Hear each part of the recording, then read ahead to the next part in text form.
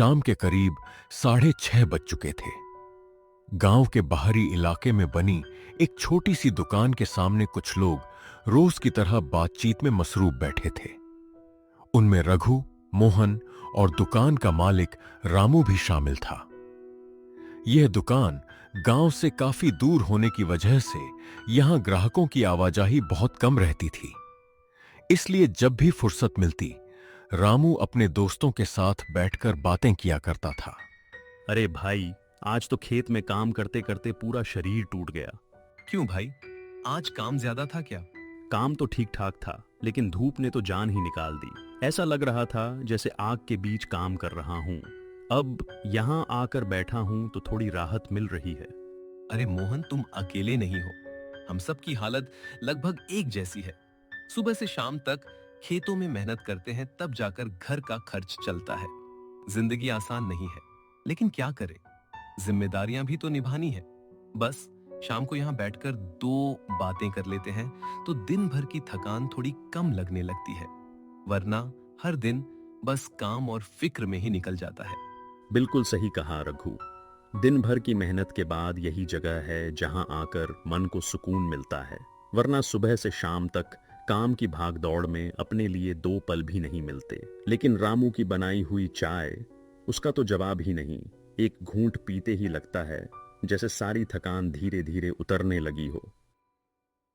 तभी दूर से एक बुजुर्ग शख्स शांत कदमों से वहां आते दिखाई देते हैं। उनके चेहरे पर सादगी और गंभीरता साफ झलक रही होती है। उन्हें देखते ही सभी समझ जाते हैं कि ये गांव के सम्मानित शिक्षक मास्टर सुरेश बाबू हैं, जिनकी बात पूरे गांव में बड़े आदर से सुनी जाती है। अरे मास्टर सुरेश बाबू, प्रणाम। आज तो हमारी किस्मत खुल गई। कई दिनों बाद आपके दर्शन हुए हैं।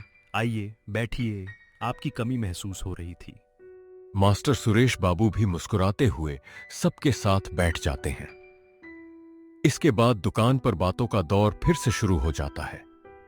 कोई खेती की बात करता है तो कोई गांव के पुराने किस्से सुनाने लगता है। पूरा माहौल हंसी और अपनापन से भर जाता है। अरे भाई, तुम लोगों की आदत भी बड़ी निराली है। जहां देखो वहीं रोककर बैठा लेते हो। खैर, आज मैंने भी सोचा कि घर में बैठे बैठे क्या करना, थोड़ा गांव की हवा खा ली जाए। फिर सोचा चलो तुम लोगों से भी मुलाकात हो जाएगी। अपने लोगों के बीच बैठकर 2 बातें कर लेने का जो सुकून मिलता है वो कहीं और नहीं मिलता। बिल्कुल सही कहा मास्टर जी। यही तो इस दुकान की सबसे बड़ी खूबी है।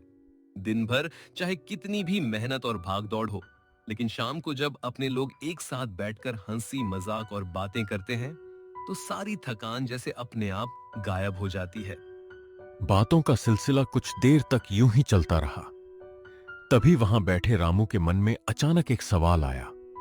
उसने मुस्कुराते हुए मास्टर सुरेश बाबू से कहा, मास्टर जी, अगर बुरा ना माने तो एक बात पूछूं? हाँ हाँ, बिल्कुल पूछो बेटा। आज हमें अपने जीवन का कोई ऐसा सच्चा किस्सा सुनाइए जिसे आपने अपनी आंखों से देखा हो या खुद जिया हो। आपकी हर बात में अनुभव की गहराई और सीख छिपी होती है। हमें पूरा यकीन है कि आपकी कहानी सिर्फ हमारा समय ही नहीं बिताएगी, बल्कि जीवन भर याद रहने वाली कोई सीख भी दे जाएगी। रामू की बात सुनकर मास्टर सुरेश बाबू कुछ देर तक बिना कुछ बोले बैठे रहे। उनके चेहरे के भाव अचानक बदल गए। ऐसा लग रहा था जैसे अतीत का कोई ऐसा किस्सा उनके जहन में लौट आया हो, जिसे याद करना आज भी उनके लिए आसान नहीं था। अरे नहीं बेटा, रहने दो। हर बीती हुई बात सुनाने के लिए नहीं होती। कुछ यादें वक्त के साथ धुंधली तो पड़ जाती हैं, लेकिन दिल पर उनके निशान कभी नहीं मिटते। उन्हें फिर से याद करना आज भी मेरे लिए आसान नहीं है। मास्टर जी, हम आपकी भावना समझ सकते हैं, लेकिन कई बार बीते हुए अनुभव, चाहे कितने भी कठिन क्यों न हो, दूसरों के लिए रास्ता दिखाने का काम करते हैं। अगर आपका मन गवाही दे तो हमें वही किस्सा सुनाइए जिसने आपको जिंदगी का सबसे बड़ा सबक सिखाया हो। रामू की बात सुनकर मास्टर सुरेश बाबू कुछ क्षण तक बिल्कुल खामोश बैठे रहे। उनके चेहरे पर गहरी गंभीरता उतर आई थी, मानो बीते वर्षों की कोई दबी हुई याद फिर से उनके सामने आ खड़ी हुई हो। उन्होंने एक लंबी सांस ली, दुकान पर बैठे सभी लोगों पर नजर डाली और फिर धीमी आवाज में बोलना शुरू किया। ठीक है, अगर तुम सब सुनना चाहते हो तो मैं तुम्हें अपनी जिंदगी का एक ऐसा सच्चा किस्सा सुनाता हूं जिसे मैं आज तक भूल नहीं पाया। उस समय मेरी उम्र लगभग 15 वर्ष की थी। रात के करीब 7 बजे थे। मुझे मटन खाने की तीव्र इच्छा हो रही थी। संयोग से उस रात अमावस्या भी थी। मैं मां के पास गया और उन्हें जगाने का प्रयास किया। माँ उठो, माँ उठो, माँ मुझे भूख लगी है। मां दिन भर काम करके थकी हुई थी, इसलिए गहरी नींद में सो गई थी। कुछ देर बाद मां की आंख खुली और वे उठकर बैठ गईं। बोल बेटा, क्या हुआ? मुझे क्यों जगा रहा था? दरअसल माँ मुझे बहुत तेज भूख लग रही है। दरअसल बेटा, खाना तो रखा हुआ है, वो जाकर खा लेना। माँ मुझे मटन खाने का बहुत मन कर रहा है, बना दो ना। बेटा आज नहीं, आज अमावस का दिन है। आज के दिन अपने घर पर ये सब नहीं बनता। माँ प्लीज बना दो ना। नहीं नहीं, आज नहीं बनाऊंगी। आज अमावस है। आज के दिन मटन खाना अच्छी बात नहीं है। कल बना दूंगी तेरे लिए। नहीं नहीं माँ, खाऊंगा तो मटन भात, वरना मैं खाना नहीं खाऊंगा। अच्छा ठीक है, तो जाओ दुकान से बनवा कर ले आओ। ठीक है माँ। ले आओ, जल्दी जाओ और जल्दी वापस आ जाना। रास्ते में कहीं रुकना मत। मैं जल्दी जाता हूँ और जल्दी आता हूँ, आप फिक्र मत करो। अरे बेटा, पैसे तो ले जा।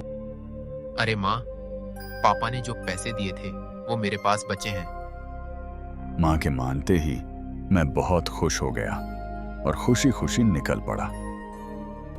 लेकिन मुझे क्या पता था कि मेरे साथ कुछ ऐसा होने वाला है। मार्च का महीना था। हल्की हल्की ठंड पड़ रही थी और सर्दियां खत्म होने को थीं।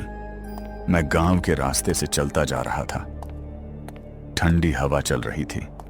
तभी रास्ते में मेरे स्कूल का एक साथी दिखाई दिया। उसे देखकर मैं रुक गया।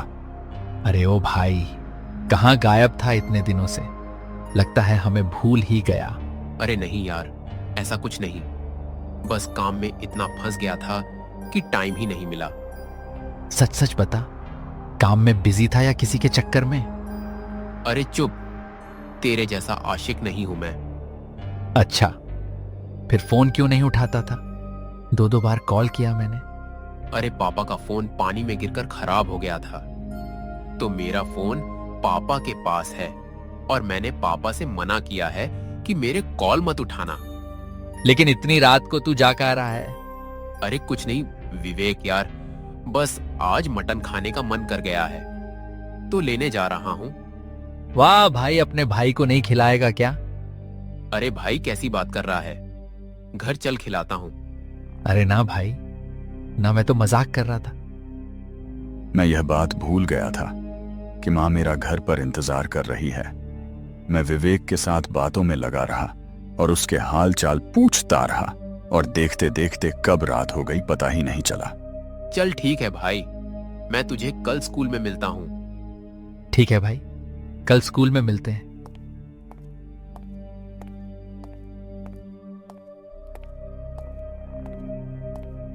मैं वहां से जल्दी कसाई की दुकान की ओर निकला। चारों तरफ अंधेरा ही अंधेरा था। मैं घबराने लगा था कि पता नहीं अब मां क्या बोलेगी। धीरे धीरे ठंड का एहसास भी ज्यादा होने लगा था। जब मैं कसाई की दुकान पर पहुंचा तो देखा कि दुकान बंद हो चुकी थी। रात काफी हो चुकी थी। उस समय करीब रात के 9 बज रहे थे।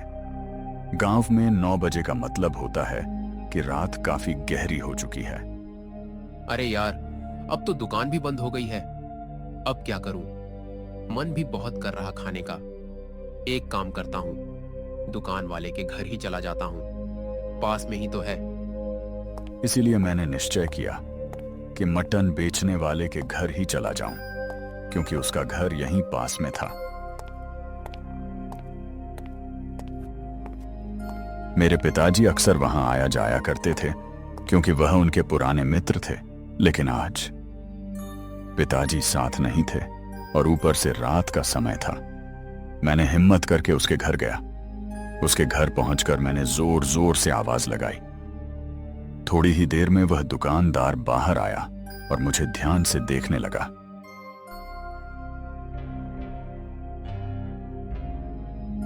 अरे रमेश बेटा, आज इतनी रात कैसे आना हुआ?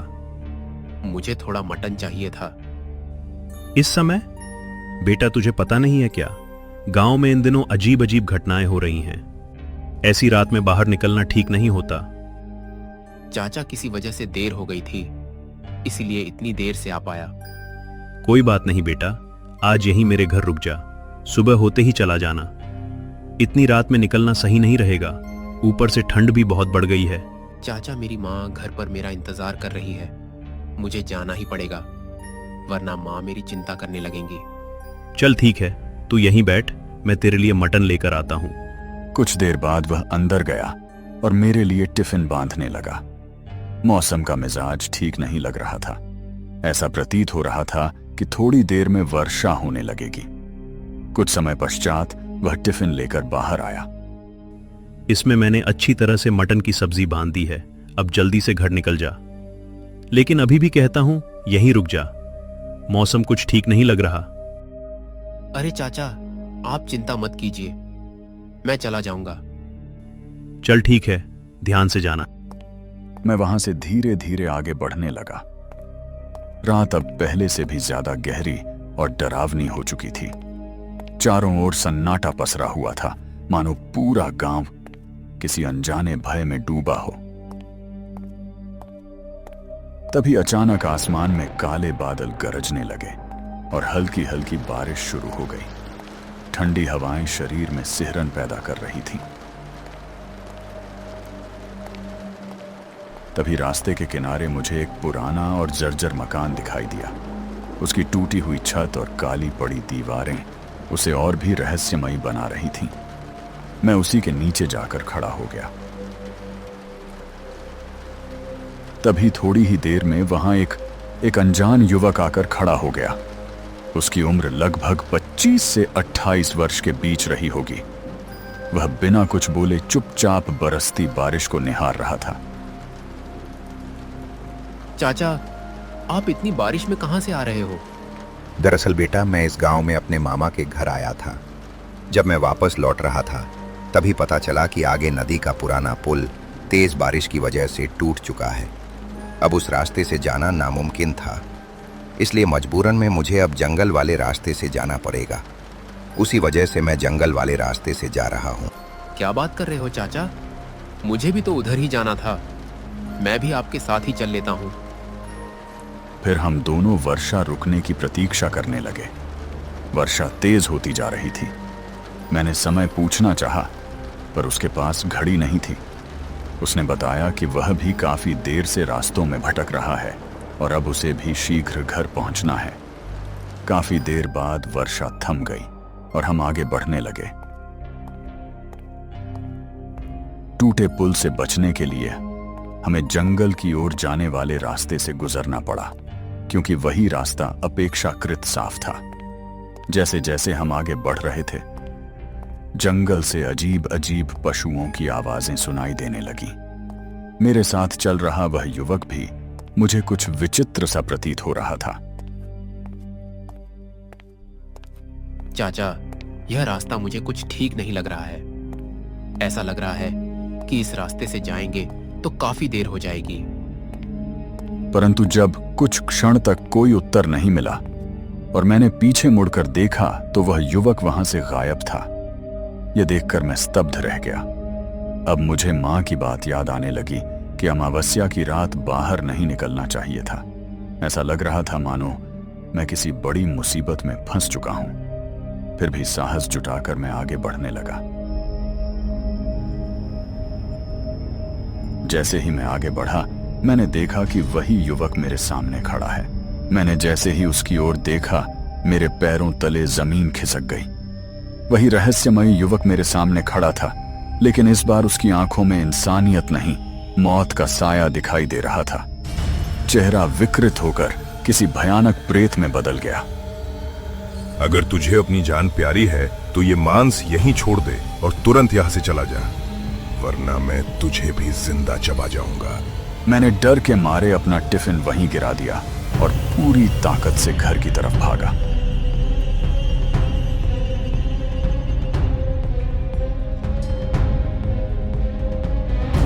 उस घटना ने मेरे मन पर ऐसा असर छोड़ा कि मैंने उसी रात एक कसम खाई। तब से लेकर आज तक अमावस्या की किसी भी रात मैंने मटन को हाथ तक नहीं लगाया। उस फैसले के पीछे की वजह आज भी मेरे रोंगटे खड़े कर देती है। सही कहा मास्टर जी। अगर आज आपने यह किस्सा न सुनाया होता तो हमें कभी पता ही नहीं चलता। आपकी बात हमारे लिए बड़ी सीख बन गई।